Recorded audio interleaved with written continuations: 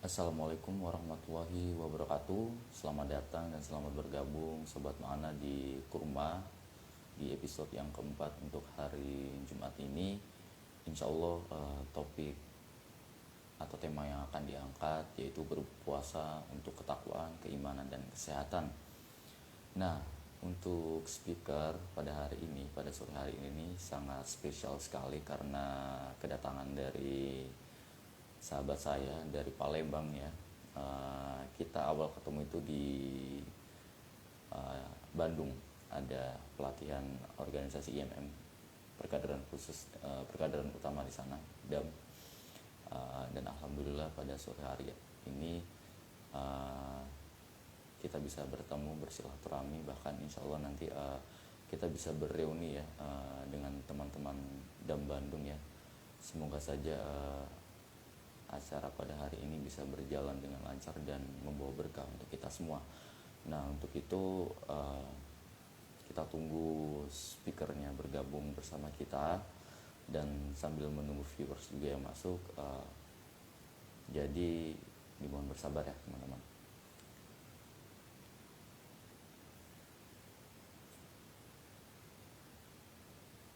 Nah, untuk pembicara pada sore hari ini sudah bergabung nampaknya. Kita akan mulai menginvite ke live room. Semoga saja mendapatkan sinyal yang lancar dan acara kita bisa berjalan dengan baik ke depannya. Bismillah, sebentar. Kita coba undang.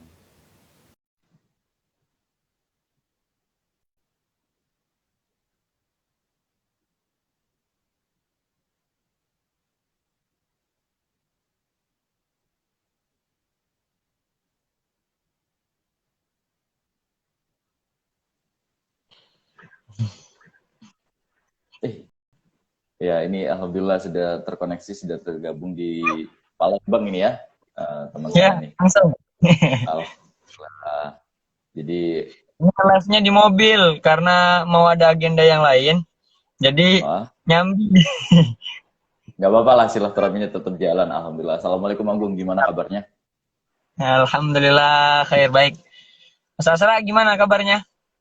Alhamdulillah baik. Gimana Ramadan ini sama keluarga?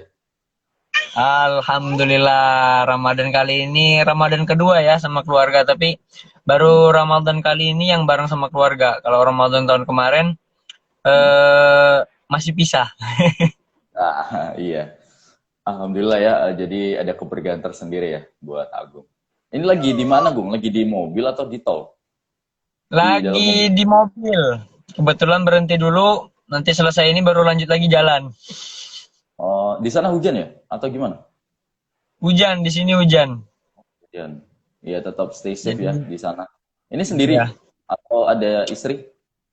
ada beliau. Ada anaknya, ada istrinya gabung juga. Halo, Septi. Halo. Namanya Eh, siapa? Anaknya?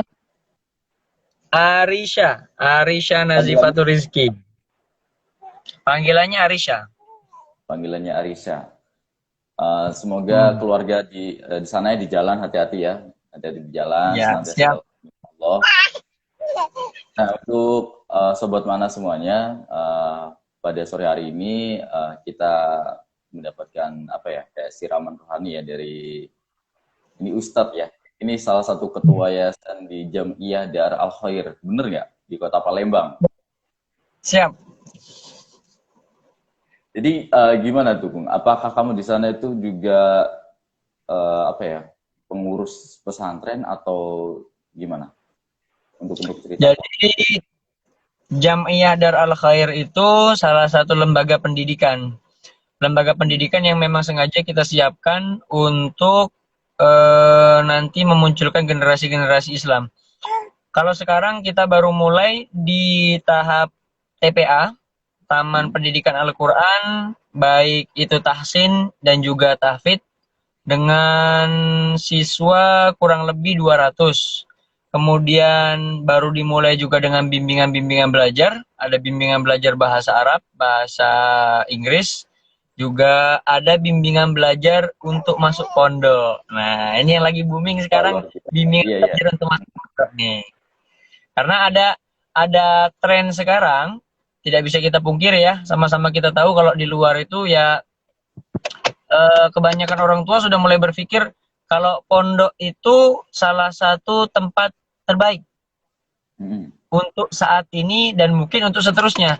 Kenapa? Karena di pondok pendidikan berjalan, kemudian juga etika, akhlak dan yang lain-lain juga diajarkan.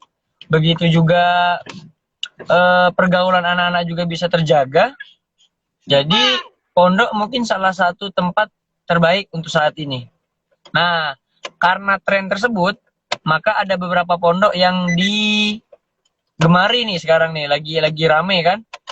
Salah satunya pondok yang kami lulus di sana dulu, atau alma mater kami, yaitu Pondok Modern Darussalam Gontor. Nah, di yayasan kami juga, di Jam'iyah Darul Khair, itu mengadakan bimbingan masuk khusus Pondok Modern Darussalam Gontor. Nah, kalau sekarang pembukaan pendaftaran untuk masuk Gontor dibuka secara online. Nanti akan berakhir di tanggal 7 Mei. Jadi kalau sekarang ini masyarakat lagi rame di apa namanya? Di Jam'iyah Darul Khair, kita sebut saja di Darul Khair. Itu anak-anak yang lagi mukim. Jadi anak-anak mukim di sana belajar selama 20 hari full.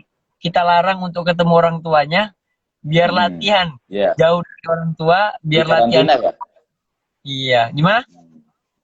Jadi anak-anak itu di karantina, tidak boleh ketemu keluarganya sama sekali. Ini suaraku jelas nggak, Bung?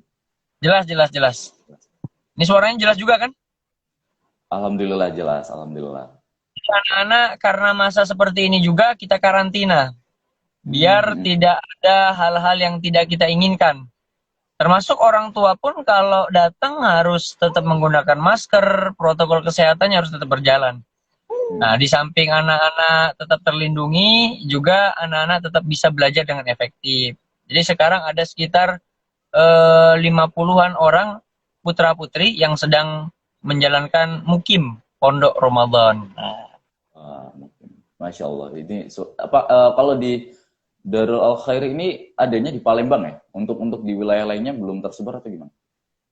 Kalau Darul Khair kebetulan kita baru mulai di tahun 2020 kemarin.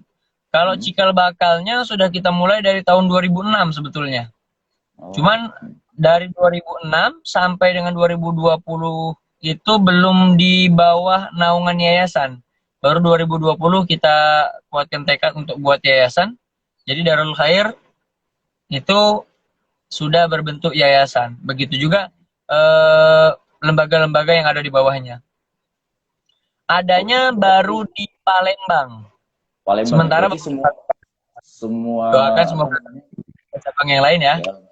Alhamdulillah tersebar ya, alhamdulillah tersebar. Berarti untuk saat ini untuk semua warga negara Indonesia ya, mungkin adik-adik yang ingin mondok di di Darul Khair itu harus ke Palembang dulu ya berarti ya. Ini kerjasama dengan Gontor ya. Kalau nggak salah pernah sih lihat storymu gitu ya, kayak di Riwa-Riwi Gontor gitu kalau nggak salah. Jadi kalau bimbingan-bimbingan belajar salah satunya Darul Khair itu bentuk perpanjangan tangan. Tidak bekerja sama tetapi dalam artian perpanjangan tangan pondok. Kita katakan pondok di sini adalah Gontor ya. Jadi kami seluruh alumni yang ada dan tersebar di Indonesia, alumni Gontor, itu punya wadah organisasi namanya IKPM. Ikatan Keluarga Pondok Modern Darussalam Gontor. Itu setiap daerah ada IKPM dan setiap IKPM itu punya lembaga ataupun bimbingan sendiri. Nah, kalau kami termasuk bimbingan belajar yang mandiri, tetapi tetap di bawah naungan IKPM. Garis koordinasinya dengan IKPM. Karena IKPM yang akan berkoordinasi langsung dengan pondok pusat. Jadi kalaupun ada teman-teman sekalian yang menyaksikan siaran ini dan berminat untuk masuk ke pondok, salah satunya Pondok Modern Darussalam Gontor, sebetulnya tidak perlu ke Palembang. Jadi ada di setiap daerah IKPM yang menyediakan dan menyelenggarakan bimbingan belajar juga seperti yang kami laksanakan. Nah, kalau pembimbingan belajar ini sebetulnya nyambi ya, karena program-program lain sedang istirahat. kita fokus ke program bimbingan belajar ke Gontor ini. Tapi kalau fokusnya Jam'iyah Darul Khair itu ada di TK, tingkatnya MTS, juga kita berjenjang tujuan akhirnya ke pondok pesantren.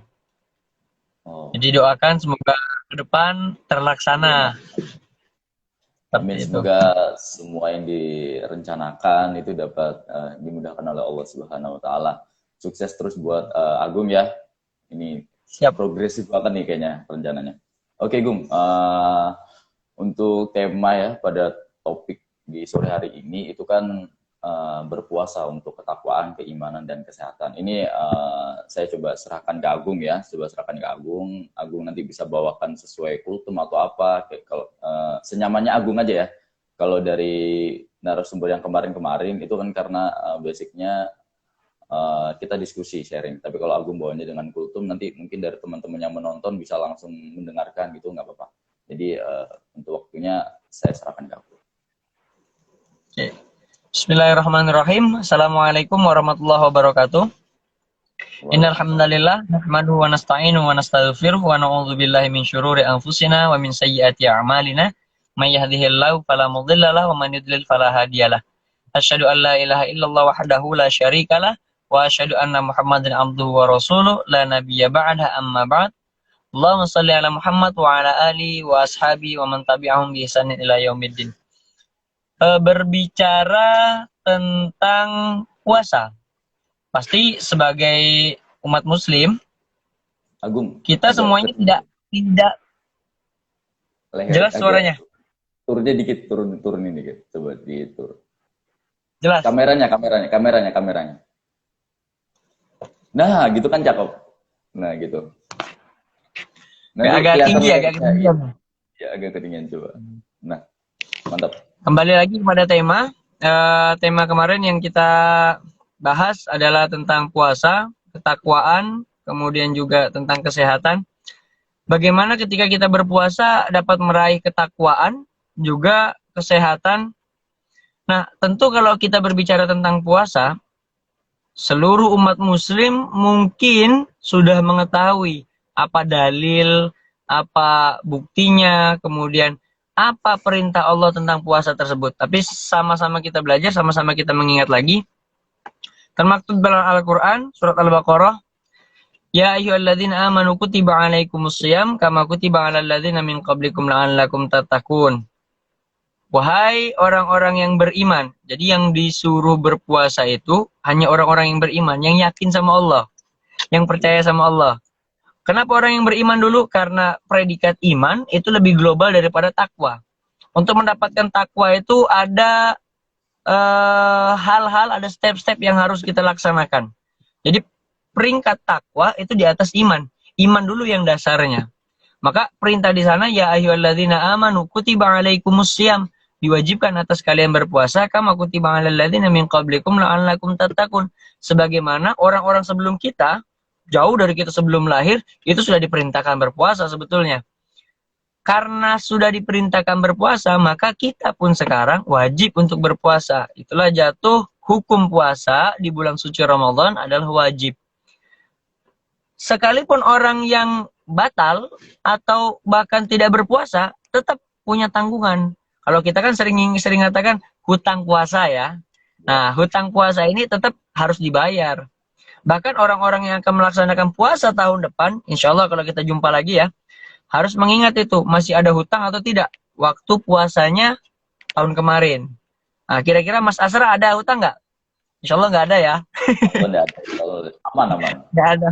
Ya, teman-teman juga yang lain seperti itu ya. Insya Allah nggak ada. Kalaupun ada, berarti nanti perlu dibayar, harus diselesaikan. Kama kutiba 'alal ladzina min qablikum la'allakum tattaqun. Nah, akhir katanya itu ada kata-kata predikat bertakwa.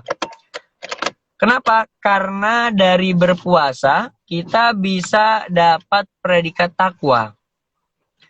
Predikat takwa itu bisa didapatkan kalau betul-betul kita menjalankan puasanya dengan sangat betul sesuai syariat yang sudah diberikan. Kalau di sini kami sengaja memberikan menulis catatan-catatan tertentu, ada sedikit catatan. Paling tidak ada 4 indikator orang bisa mendapatkan predikat takwa. Nah, 4 indikator ini seharusnya bisa dipenuhi. Yang pertama adalah al-khauf minal jalil. Al-khauf minal jalil adalah ketakutan kepada Allah. Al-jalil di sini adalah Allah Subhanahu wa taala. Jadi, takut kepada Allah adalah salah satu syarat yang harus ada dulu. Salah satu hal yang harus ada dulu, indikator utama. Karena takut kepada Allah merupakan syarat wajib bagi muslim sebetulnya. Predikat takwa tadi gampang diraih jikalau seseorang sudah takut kepada Allah. Kenapa? Karena kepada Allah saja takut, apalagi kepada hal-hal yang lain seperti itu. Allah yang tidak terlihat saja sudah takut, yang tidak terlihat saja sudah sangat kita berhati-hati sekali, apalagi hal-hal yang betul-betul buruk dan terlihat sama kita gitu kan. Kemudian yang kedua ada al-amal bitanzil. Al-amal bitanzil itu mengerjakan amal baik sesuai dengan syariat atau beramal sesuai syariat. Kita kalau sering mendengarkan beramal tanpa ilmu, itu kadang-kadang hasilnya salah. Tapi orang yang berilmu belum tentu mau itu beramal. Maka ketika kita ingin beramal harus dilandasi dengan ilmu. Jadi kan banyak juga sekarang nih orang-orang yang pintar tapi tidak beramal. Nah, tapi banyak juga orang-orang yang mau beramal tidak tahu caranya.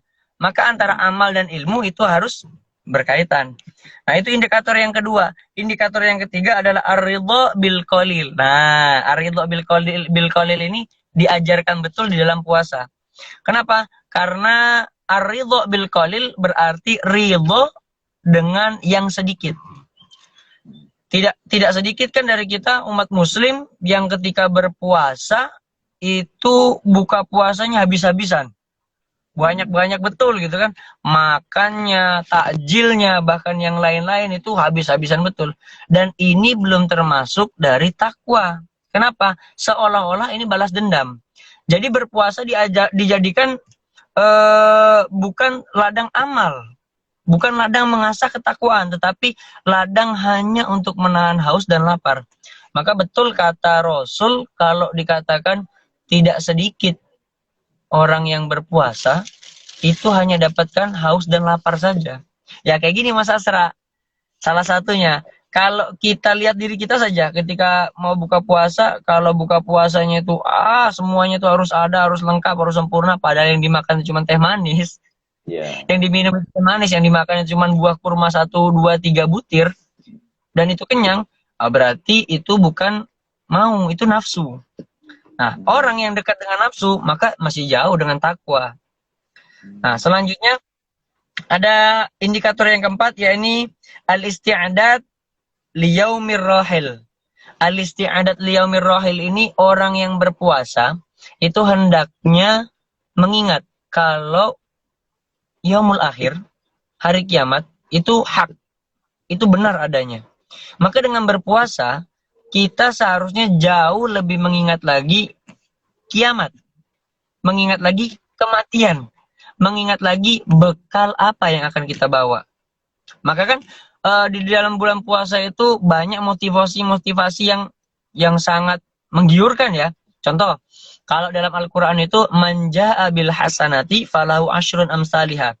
Barang siapa yang datang dengan suatu kebaikan, maka Allah balas dengan 10 kebaikan.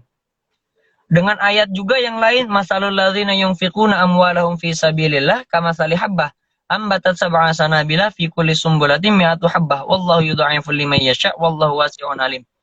Perumpamaan orang yang menginfakkan hartanya di jalan Allah itu bagi sebutir benih yang menumbuhkan 7 butir yang lainnya. Dan setiap butir menumbuhkan 100 butir benih lagi. Berarti ketika kita memberikan 1, kalau Allah berkehendak kun fayakun, maka akan Allah balas dengan 700. Nah, yang seperti ini berlaku di hari-hari biasa. Coba bayangkan kalau di bulan puasa, ini berlipat-lipat kali lipat ini. Lebih banyak, lebih lebih semangat muslim itu mengerjakan hal-hal yang baik kalau kita berpatokannya ke sana. Tetapi kalau tidak mengingat yaumul akhir, itu akan susah. Kenapa? Karena banyak dari kita yang hanya memikirkan bagaimana hidup enak, bagaimana hidup baik, tapi sedikit dari kita yang memikirkan bagaimana mati enak, mati baik. Yang dibawa itu bekal gitu kan. Tapi yang dipikirin sekarang itu kan bagaimana saya harus sukses, bagaimana saya harus punya uang yang banyak, sehingga orang-orang menghormati saya gitu kan. Saya harus punya kedudukan, saya harus mencapai cita-cita, tapi jarang sekali yang saya harus bermanfaat buat umat. Nah, yang kayak gini nih harus dibagi dengan teman-teman. Jadi kalau saya sering memotivasi dengan santri-santri, tidak perlu pintar, kamu tidak perlu kaya. Yang kamu perlukan adalah hati yang bersih. Kenapa? Karena kalau hatinya bersih, orang kaya mau bersedekah. Kalau hatinya bersih, orang pintar mau berbagi ilmunya. Dan tidak minterin orang. Yang paling penting kata saya kepada santri-santri saya, kalau jadi orang, kalau jadi manusia, satu saja yang dipegang. Bermanfaat buat umat. Nah, ini motivasi-motivasi yang bisa kita bagi dengan teman-teman sekalian. Maka dari 4 indikator tersebut, kalau kita sudah mengerjakan seluruhnya, predikat ketakwaan yang disebutkan di akhir ayat tadi, insya Allah kita terima itu, kita dapatkan. Nah, begitu juga kalau kita berbicara tentang kesehatan. Kan tadi tuh ada pembahasan juga tentang kesehatan ya. Jadi kalau puasa itu, ada nggak sih sisi atau dampak kesehatannya? Saya catatkan juga dengan bukti yang bisa dipertanggungjawabkan. Setidaknya itu ada 7 manfaat berpuasa untuk kesehatan. Yang pertama, membantu menurunkan berat badan. Ini terbukti Mas Asra. Terbukti betul. Kenapa terbukti? Sebelum bulan Ramadan berat badan saya 74. 74.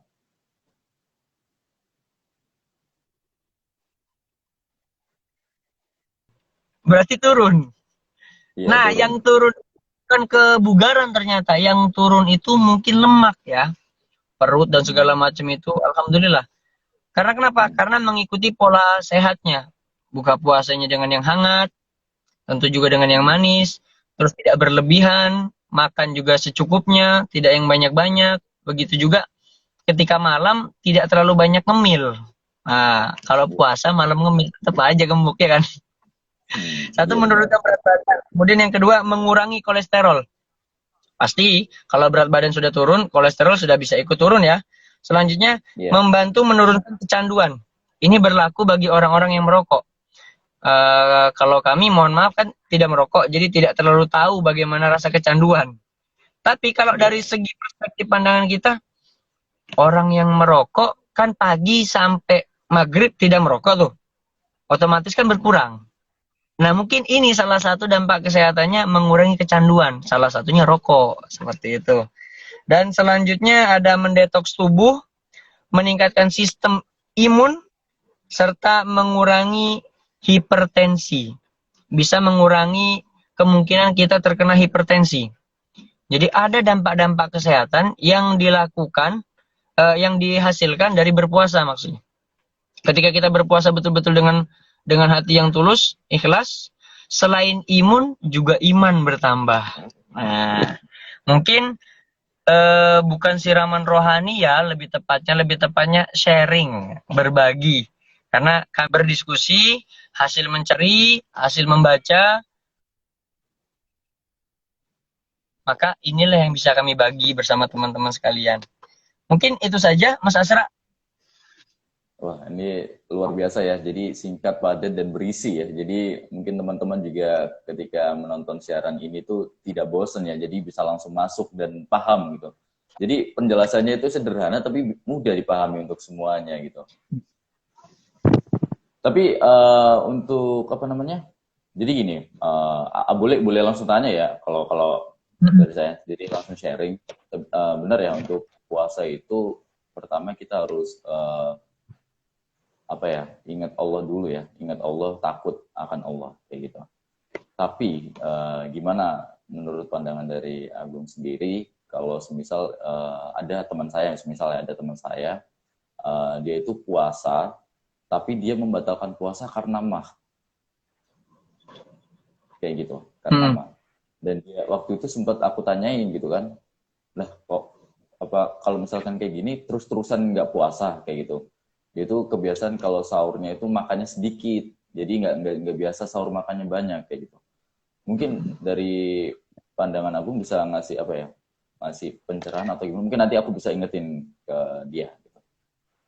Kalau dari dampak kesehatan sih mungkin yang lebih tahu yang harusnya berbicara dokter ya.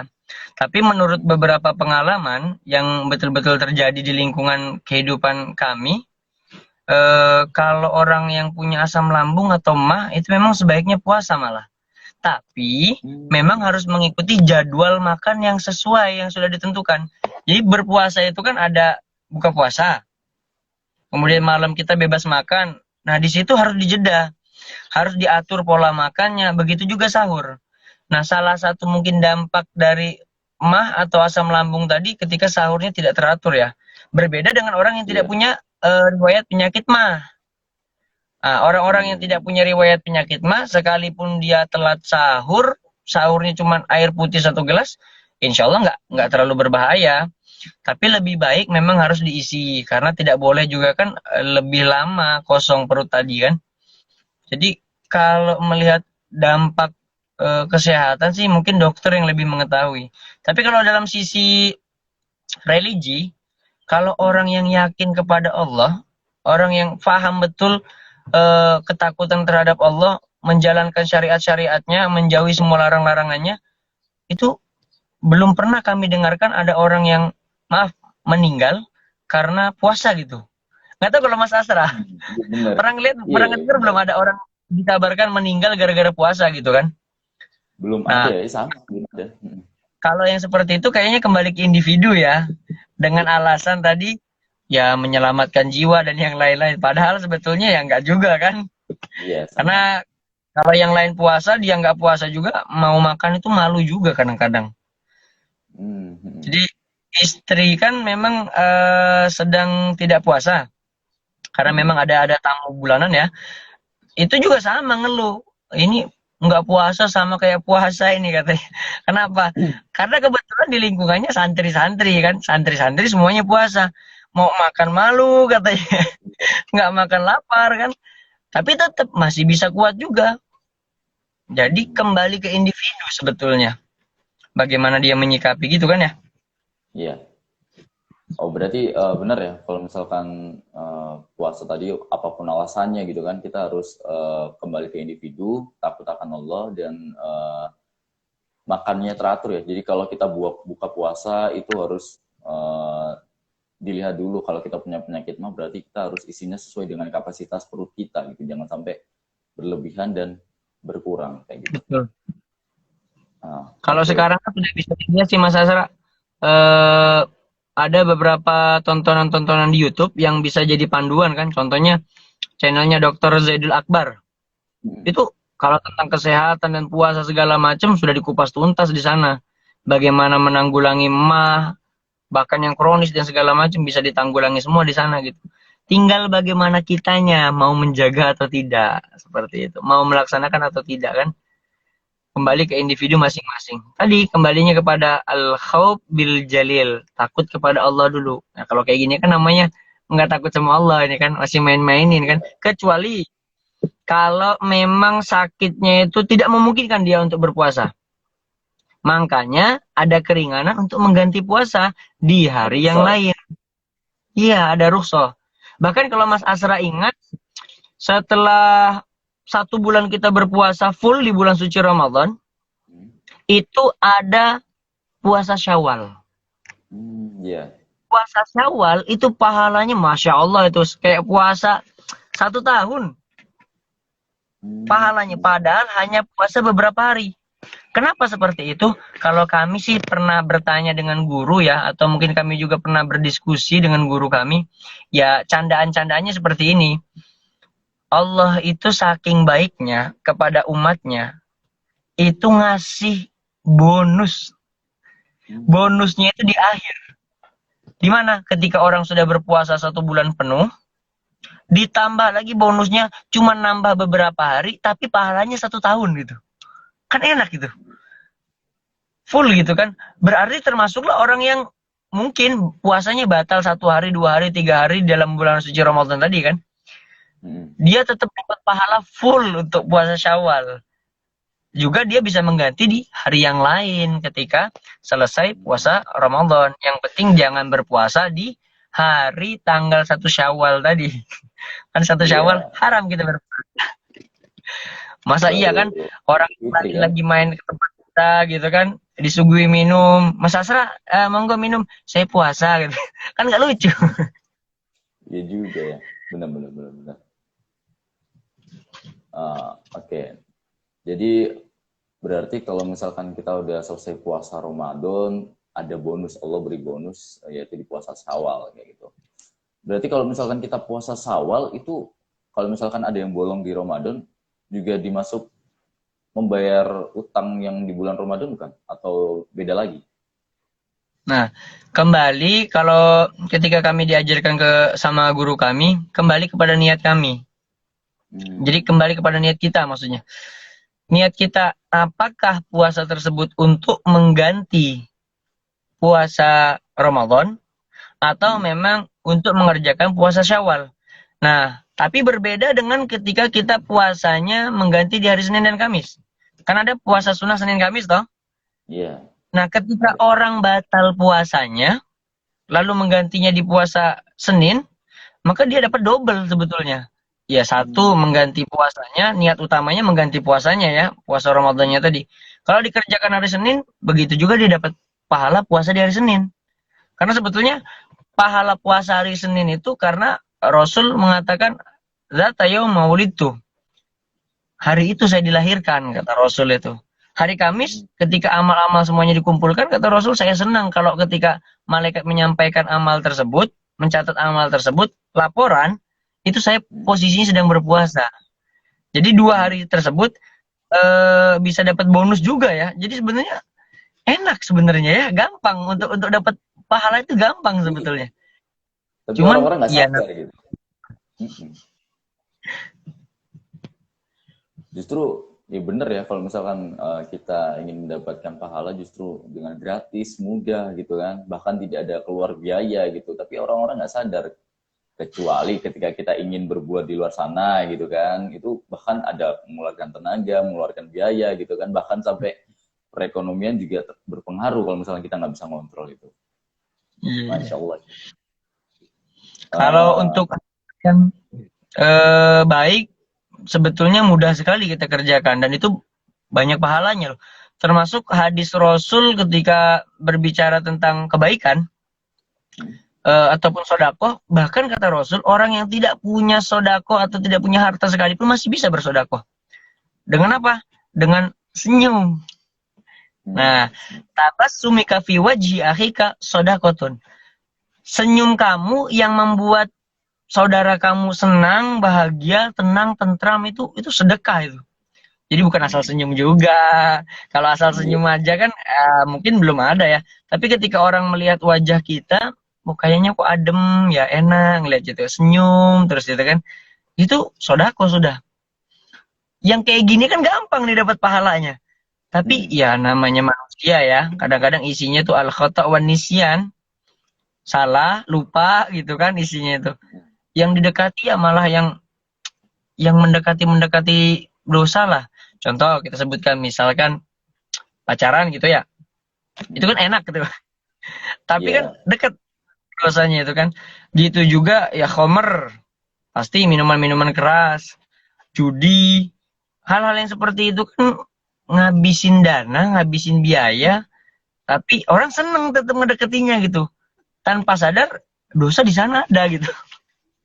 Tapi kalau seperti sodako, amal jariah, infak dan yang lain-lain, memang secara fisik ketika kita memberikan uang 10.000, si 10.000 tadi berkurang. Tapi kalau kita sadari sebetulnya nikmat Allah ditambah. Dari mana seginya? Mungkin kesehatannya tetap dijaga sama Allah. mungkin rezekinya tetap dilancarkan gitu kan. Jadi bukan hanya dari faktor uang saja sebetulnya. Ya cuman wajar lah ya, namanya manusia gitu ya. Iya. Ya, jadi manusia juga kita nggak tahu ya, ada yang hilaf, ada yang apa gitu kan, tergantung dari pribadinya juga. Gitu. Oke, berarti semuanya ini sudah dikupas atau dibedah satu-satu sama bilangnya Agung ya, Ustadz Agung nih, ini salah satu teman saya yang menginspirasi juga ya waktu di DAM itu, apa ya, dia kalau menjelaskan itu interaktif dan sangat apa ya, mengagumkan lah kalau menurut saya gitu. Jadi makanya di kesempatan pada sore hari ini semoga teman-teman juga yang mendengarkan bisa mendapatkan ilmu yang bermanfaat juga dan menjadi keberkahan untuk Amin, kita amin, semua. amin. Jadi untuk apa tadi, berpuasa untuk keimanan, ketakwaan, untuk kesehatan ya, kesehatan ya yang tadi awal, terus keimanan karena ketakwaan yang paling akhir ya katanya Agung ya.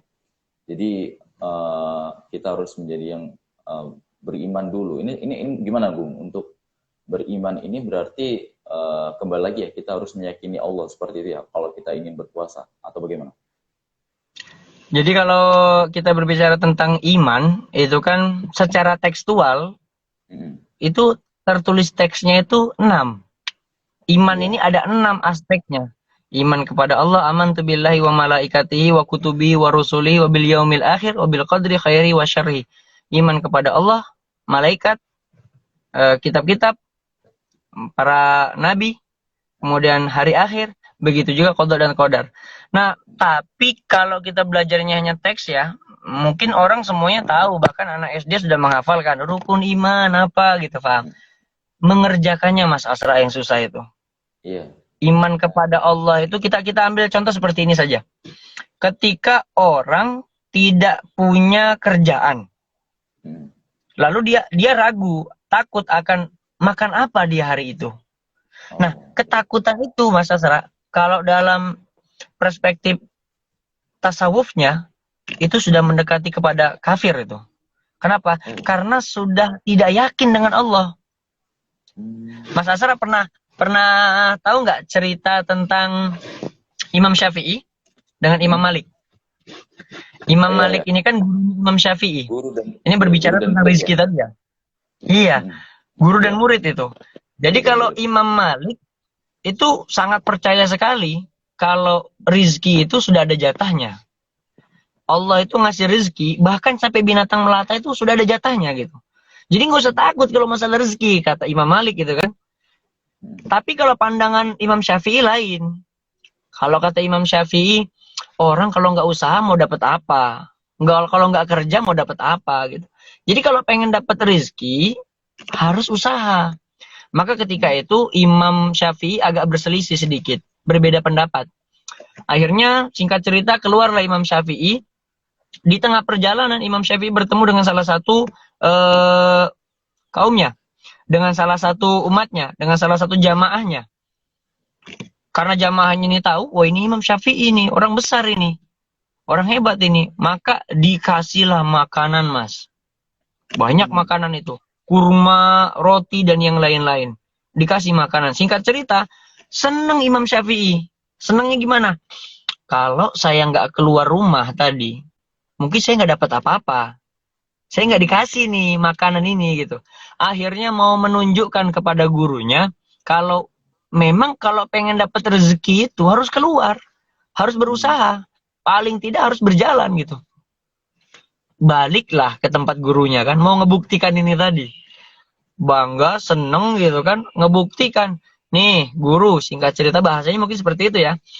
Kalau kita tidak usaha, mana mungkin kita dapat. Nah, ini karena saya keluar tadi, saya ketemu dengan jamaah, saya dikasih makanan. Ini salah satu bentuk usaha. Nah, silakan guru makan. Dimakan sama gurunya. Ngomong gurunya, Imam Malik. Ya kamu keluar, wajar kalau dapat rezeki. Orang saya saja yang nggak keluar dapat kok rezeki. Iya kan? Makan juga yang dimakan sama kan. Jadi tinggal bagaimana kita meyakini kalau Allah itu Rahman Rahimnya itu sangat besar. Sekalipun binatang melata loh, yang susah makan kita, wallahu alam gimana cara dia makan gitu kan, masih tetap dapat rezekinya. Apalagi kita manusia yang paling mulia yang Allah pernah ciptakan. Jadi masalah rizki saja orang masih banyak tidak yakin dengan Allah ya. Nah ini yang susah sebetulnya beriman itu.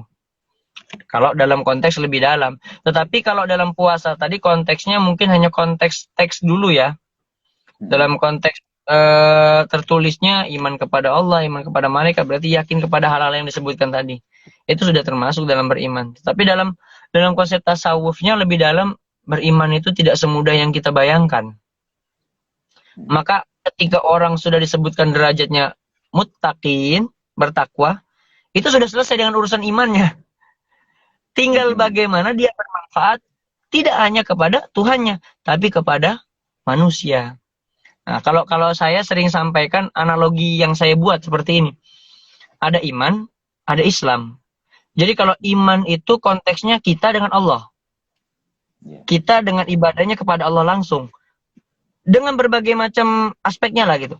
Intinya iman itu kita dengan Allah. Hal-hal yang gaib dan yang lain-lain itu kita dengan Allah saja. Tapi kalau Islam, itu harus muasyarah bil ma'ruf kepada sekitar kita. Maka nggak bisa dikatakan orang-orang Islam Mas Asra ketika ada orang buang sampah dia nggak ngingetkan. Dia baru dikatakan orang beriman saja. Kalau orang yang Islam, Muslim, itu ketika ada orang berbuat buruk dia mengingatkan, oh ini buruk. Kenapa? Karena muasyarahnya ma'al ghair, sesama manusia. Gitu. Coba diingatkan lagi, coba kita berbicara tentang iman, kan tadi yang 6 tadi. Ketika kita berbicara tentang Islam, ada syahadat, salat, zakat, puasa, haji. Rata-rata dari 5 aspek ini berkaitannya dengan manusia.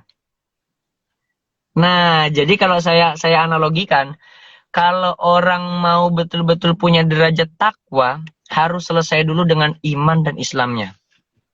Kalau belum selesai dengan iman dan Islamnya, susah. Kalau masih panas ketika ngelihat tetangga beli kompor, kalau masih dingin ketika ngelihat tetangga beli kulkas, kayaknya belum selesai itu Islamnya itu. Mungkin juga iman selesai gitu ya. Gitu Mas Asra. Itu baru ngelihat tetangga beli kompor ya, gitu kan. Kalau misalkan lihat tetangga yang lainnya atau naik jabatan atau apa itu kan mungkin udah beda lagi ceritanya gitu. Iya. Berarti untuk kita bisa mendapatkan keimanan itu tadi ya kita untuk yang sederhana ya. Berarti kita pahami dulu kontekstualnya dari 1 sampai 6 gitu ya. Soalnya kadang juga di zaman sekarang ya, apalagi untuk adik-adik ini kalau misalkan kita ya sebagai orang yang peduli akan Islam dan keimanan itu kalau ditanya itu kadang suka kebalik. Jangankan rukun iman gitu. Pancasila aja kan kadang juga ini masih bingung. Nah gitu. Pancasila kan baru 1 sampai 5 bukan gitu kan. Jadi kadang kalau misalkan makanya saya bertanya-tanya gini, apakah orang ini iman apa untuk keimanan hanya sekedar tahu iman aja tapi isinya itu kayak sebab-sebabnya itu mereka belum tahu gitu. Kadang di video-video kan juga ada ya Gung ya, gitu kan kayak misalkan Pancasila kadang suka kebalik, kadang suka yang ke-1 aja masih belum tahu. Ya. Gitu. Padahal gitu. Waktu dulu kita SD itu habis-habisan betul guru kita tuh maaf bahkan sampai bawa mister panjang ya, Pancasila gitu kan. Itu hafal betul sampai hatam kita contoh perbuatan baiknya gimana dari Pancasila itu. Tapi kalau anak-anak sekarang Masya Allah gitu ya. Makanya apalagi makanya tadi mungkin kalau misalkan untuk sekarang Agung sama udah berkeluarga kan, jadi mungkin pemahamannya juga udah mantap lah daripada saya gitu kan. Jadi apalagi punya anak, makanya saya tuh mikir gitu. Mas Asra menyusul insyaallah nanti. Ya insyaallah. Makanya ketika memperhatikan gitu ya kondisi anak yang zaman sekarang gitu, kayaknya harus butuh dorongan dari orang-orang yang memang berkompeten, dan yang nggak berkompeten nggak apa-apa, asalkan paham gitu. Jangan sampai masalah iman ini juga atau yang lainnya disepelekan seperti itu. Jadi luar biasa sekali ya. Berarti ketika kita udah paham kontekstualnya dari 1 sampai 6, insya Allah kita bisa mengamalkan ya Gung ya. Bukan seperti itu. Insya Allah. Baru nanti yang terakhir ketika kita sudah dapat semuanya, kita bisa mendapatkan apa ya, kayak titel takwa atau gimana tuh kalau untuk bertakwa atau gimana? Kalau untuk takwa, saya sendiri memahami itu prestasi, predikat, peringkat lah. Jadi kalau orang sekolah, semuanya kan masuk sekolah nih. Masuk kelas bareng sama. ujiannya sama. Cuman dalam memahami ujiannya tadi ya saja yang berbeda-beda. Ada orang yang diuji dengan banjir, ada orang yang diuji dengan hutang, ada orang yang diuji dengan keluarga, ada orang yang diuji dengan ilmu dan yang lain-lain. Itu sebetulnya ujiannya sama. Semua manusia itu ujiannya sama. Hanya cara memahami ujiannya saja yang berbeda. Karena soal ujian sama, Thomas. Iya, Kitanya soal saja, ujian. oh gampang ujian ini, soal ini gampang, tinggal kita jawab. Kalau yang susah, ini soal apa? Nih bingung gitu kan. Iya, iya kan? Nah, ketika sudah selesai dengan ujian tadi, hasil dikumpulkan, akan disidang. Mana yang baik, mana yang belum, mana yang kurang, mana yang cukup. Terakhir baru dapat peringkat, predikat, ya kan? Ranking 1 si A, ranking 2 si B gitu. Ketakwaan itu kalau perspektif saya itu peringkat. Sebagaimana orang sekolah banyak yang mengejar peringkat kan kalau orang sekolah itu mengejar predikat gitu kan. Itu dia. Takwa itu salah satu motivasi Allah. Ayo, siapa yang mau nih? Kalau kamu mau dapat takwa ini, oh besar hadiahnya. Kalau kita kan cuma mungkin nanti dari ibu guru dikasih hadiah A, B, C dan yang lain-lain ya. Kalau Allah surga Firdaus. Apa Masya yang kurang Allah. enak coba? Iya. Mas Asraf pernah tahu gambaran surga nggak? Kalau Gambar. dalam surat Al-Baqarah ayat 25, wa basyiril ladzina amanu wa 'amilus shalihat anna lahum jannatin tajri min tahtihal anhar kullama ruziqu minha min samaratir rizqa qalu hadzal ladzi ruziqna min qablu wa utubihi mutasyabiha wa lahum fiha azwajun mutahharah wa hum fiha khalidun. Itu cuma ada beberapa aspek. Jadi kalau kita baca tafsirnya, eh, tanah di surga itu baunya saja kasturi loh Mas. Oh, Masya Allah. Pinggiran-pinggiran sungai, dikatakan setiap surga itu kan ada sungai, sungai, sungai. Pasti kan ada punya pinggiran ya kan? Punya dasar dan yang lain. Pinggirannya sungainya itu intan permata berlian loh Mas. Masya Kebayang Allah. nggak? Itu kayak Terus pantul kan isi ya? sungai ada yang memang susu, ada yang air bening biasa, air putih biasa. Tapi ketika kita minum itu hilang hausnya itu selamanya. Hmm. Nggak Masya Allah. kebayang kan hausnya hilang selamanya itu minum sekali itu. Iya, benar Begitu sekali. juga dikasih motivasi. Kalau saya sih memandang Allah tuh betul-betul sangat paham dengan hambanya. Maaf, ada hamba-hambanya Allah ini yang memang termotivasi untuk beribadah karena hal-hal selain harta, psikologis, pasangan misalkan gitu. Allah kasih motivasi di ayat itu. Walahum fiha azwajum mutahharah. Dan mereka dapat pasangan-pasangan. Bukan hanya perempuan dapat laki-laki, laki-laki dapat perempuan juga. Itu sucinya berkepanjangan, Mas. Maaf. Kalau kita sudah menikah, laki-laki dengan wanita ketika sudah menikah berhubungan badan, itu si perempuan tidak lagi dapat predikat dia gadis. Dia perawan. Karena dia sudah pernah melakukan itu dengan suaminya. Tapi kalau di surga, tidak ada itu yang namanya tidak Masya perawan. Tidak ada yang namanya tidak gadis. Tidak ada yang namanya tidak perjaka. Semuanya perjaka. Bahkan maaf, kalau di dunia hal-hal yang menjijikan yang berkaitan dengan cairan gitu, itu ada. Kalau di surga, tidak. Dan kenikmatannya jauh lebih nikmat. Itu kalau orang sudah berbicara tentang surga, Masya Allah itu. Itu bukan kita berbicara yang hal-hal yang negatif ya, dalam artian Allah memotivasi hambanya sampai segitunya loh. Masa kita nggak mau gitu kan? Iya. Kadang kita udah dikasih gambaran, kenikmatan gitu. Ya namanya kenikmatan duniawi ya, fata morgana kan gitu. Jadi semuanya itu kayak surga kan nanti, akhirat kan nanti gitu kan. Sekarang ya sekarang biasanya gitu kan. Kalau orang-orang yang ya susah untuk di reminder atau diberi ingatan seperti itu. Betul, Tapi betul. benar ya, kalau dari saya sendiri, saya tuh juga pernah ya, yang benar ya, Islam itu untuk semuanya. Berarti kan kita mengingat ya, mengingatkan kalau misalkan ada sesuatu yang nggak baik kita ingetin. Tapi gimana kalau misalkan diri kita ini ada sesuatu yang nggak baik, kita coba udah ingetin.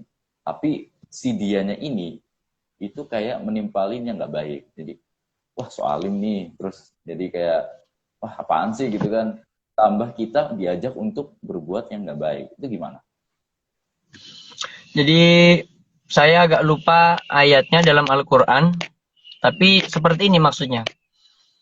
Yang namanya hidayah itu bukan urusan manusia. Yang namanya hidayah itu urusan Rob kepada hambanya. Urusan manusia sesama manusia hanya mengingatkan saja. Jadi ketika Mas Asra sudah mengingatkan, ya halas, balik namanya dhimah. Kita sudah terbebas dari tanggungan gitu. Maka ketika dia yaumul hisab, kita sudah bisa ngejawab. Kamu kenapa nggak mengingatkan? Saya sudah mengingatkan. Dia yang tidak mau diingatkan. Maka hidayah itu masalah Allah dengan hambanya. Jadi belum tentu kita bisa memberikan hidayah kepada seseorang. Dan juga jangan berpikir, mau mengingatkan orang kita aja belum benar, belum baik.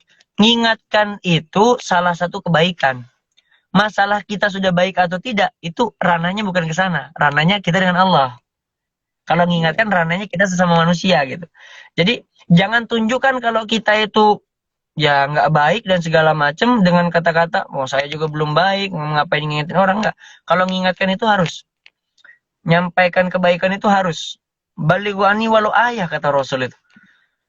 Sampaikan walaupun cuma satu ayat. Satu ayat itu dengan kata-kata ya alif, lam, mim. Kita mengingatkan teman-teman. Kalau baca Al-Quran di bulan puasa, kalimat alif, lam, mim itu bukan satu ayat. Itu 3 huruf. Maka dihitungnya bukan satu, dihitungnya 3. Coba kalau kita analogikan dengan manja abil hasanati. Sudah 30 dapatnya. Kalau bulan puasa dikerjakannya, wah Masya Allah itu dapatnya kan. Nah yang seperti itu cukup kita mengingatkan saja. Kalau masalah hidayah ya Allah urusannya. Berarti sudah benar ya untuk tindakan kita ya. Berarti mungkin ya kalau misalkan dari pribadi masing-masing ya, ketika kita sudah mengingatkan tapi teman-teman kita atau orang-orang itu masih melakukan perbuatan itu, takutnya kok kayaknya ngingetinnya nggak berhasil gitu atau gimana ya. Berarti ada hidayah tadi ya, bener ya, hidayah itu urusan manusia itu dengan Tuhannya. Jadi buat teman-teman sekalian ya, untuk sobat mana sekalian, mungkin jangan kapok untuk mengingatkan ya. Jadi jangan sampai ketika ada sesuatu kebatilan atau kemungkaran kita hanya diam saja gitu. Jangan sampai kita malah berpikir ya tunggu aja lah orang yang tepat untuk mengingatkan. Wah susah itu nanti. Menunggu orang yang tepat untuk mengingatkan malah nanti iya. Harus kita, karena kita yang jadi agents of change-nya itu. Bukan hanya mahasiswa agent of change itu. Muslim itu agent of change. Harus merubah gitu kan. Nah, luar biasa sekali gitu ya. Jadi inilah salah satu sharing ya, benar sharing diskusi dengan salah satu sahabat saya, teman saya ya dari Palembang ya. Terima kasih juga bisa bergabung, meluangkan waktunya lagi sama keluarga nih ya di dalam mobil. Ya. Kayaknya tadi habis jalan-jalan sore ya, atau lagi menikmati ngabuburit lah istilahnya ya. Jadi ngabuburit sama keluarga gitu kan. Ya semoga saja senantiasa mendapatkan keberkahan dan kelimpahan dari Allah Subhanahu wa taala. Amin amin ya rabbal alamin. Oke, untuk sobat mana yang mungkin baru bergabung atau nanti menonton siaran live langsung, bisa langsung di channel YouTube Mana Indonesia atau nanti bisa langsung di highlight ya, ada live Instagram, kalian bisa melihat di situ. Insya Allah nanti live Instagram Kultum Ramadan Mana akan diupload di Instagram juga dan di channel Mana Indonesia. Dan untuk teman-teman lainnya yang sudah bergabung, terima kasih. Semoga yang bergabung ya, yang sudah sempat bergabung atau mungkin bergabung lalu keluar gitu kan, atau yang nanti belum sempat bergabung, istilahnya ada niat baik, insya Allah itu nanti Allah yang menilai ya, bukan saya gitu. Jadi semoga kita senantiasa mendapatkan keberkahan dari Allah. Oke, nggak kerasa hampir 1 jam ya Agung ya, hampir 1 jam. Ini buka puasa jam berapa ya Agung di sana? Kalau kami di sini biasanya jam 5 jam 6 lewat 5. Jam 6 lewat 5 ya, berarti masih sejam lagi ya, 1 jam lagi. Masih sejam. Tapi gimana Palembang di sana kabarnya, situasi saat ini? Alhamdulillah, terlepas dari berbagai zona merah dan segala macam, intinya tetap kami aman di sini. Ya, yang mau aman tetap harus melakukan protokol kesehatan dan yang lain-lain, menjaga jarak gitu. Itu harus tetap dipatuhi. Begitupun santri-santri kami yang mukim, selalu kami ajarkan cuci tangan, berwudu, jaga jarak dan segala macam, tetap harus seperti itu. Karena sehat atau tidak itu sebetulnya kembali kepada imun. Kalau imun kita kuat, insya Allah Nah, dengan puasa selalu kami ajarkan kepada santri-santri pun, iman dan imun itu perlu di-charge. Bagaimana cara men-charge-nya? Di-charge dengan puasa tadi. Maka kami rasa kalau mungkin kabar-kabar di luar Palembang ini dan itu segala macam kayaknya aman-aman saja ya kalau Palembang ya. Baik aja ya. Gitu. Alhamdulillah. Tapi kalau untuk kabar mudik atau larangan mudik, ada nggak di sana? Berlaku kalau kabar mudik, larangan mudik bukan hanya mudik antara satu kota ke kota lain atau satu provinsi ke provinsi lain atau bahkan pulau ya. Ini beda kabupaten saja sudah ada pemberlakuan ini. Iya. Jadi tetap dengan protokol yang ketat sekarang. Jadi tidak bisa asal jalan-jalan kalau sore ini, Mas. Jadi tetap mematuhi protokol kesehatan ya. Alhamdulillah, ya semoga aman-aman saja di sana. Soalnya kan kalau di Jawa ya, kalau sini kan di Jawa ya, di Jawa. Makanya sekalian lah coba silaturahmi sama Agung, sama Septi juga di Palembang gitu kan. Sambil kita sharing-sharing situasi kondisi di sana gimana. Soalnya kemarin waktu itu saya sempat di Jakarta nih, halo. Adiknya udah tidur, udah tenang. Tidur kayaknya. Jadi untuk kabar COVID ini semoga di tahun ini bisa segera menghilang ya, walaupun di tengah simpang siur. Di Indonesia ini sebenarnya udah mau fan-fan aja ya, udah mulai membaik, tapi ada juga ya namanya berita ya, malah yang digiring itu berita dari India gitu, yang lagi booming-boomingnya sekarang yang COVID itu. Ya semoga saja di tengah musibah ini kita jangan sampai bersuudzon tapi berhusnudzon sama Allah. Jadi semoga di balik musibah ini ada hidayah atau berkah gitu. Oke, buat teman-teman sekalian, gak kerasa nih udah hampir 1 jam kebersamaan saya dan teman saya ini Septi dan Agung. Ya beginilah kalau ketemu ya, teman lama. Udah berapa lama ya kita nggak ketemu? Udah 3 tahun ya, 3 tahun. Udah lama ya, 2018. 2018 terakhir ya? 2018. 3 tahun. 3 tahun, udah 3 tahun gitu. Berarti ini masuk usia pernikahan atau yang memotivasi saya juga, Mas Asra.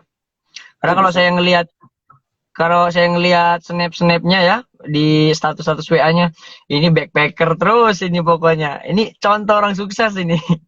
Jalannya kemana-kemana, ngurusnya bisnis kemana-kemana, tapi tetap fit, tetap sehat. Jadi semoga tetap lancar.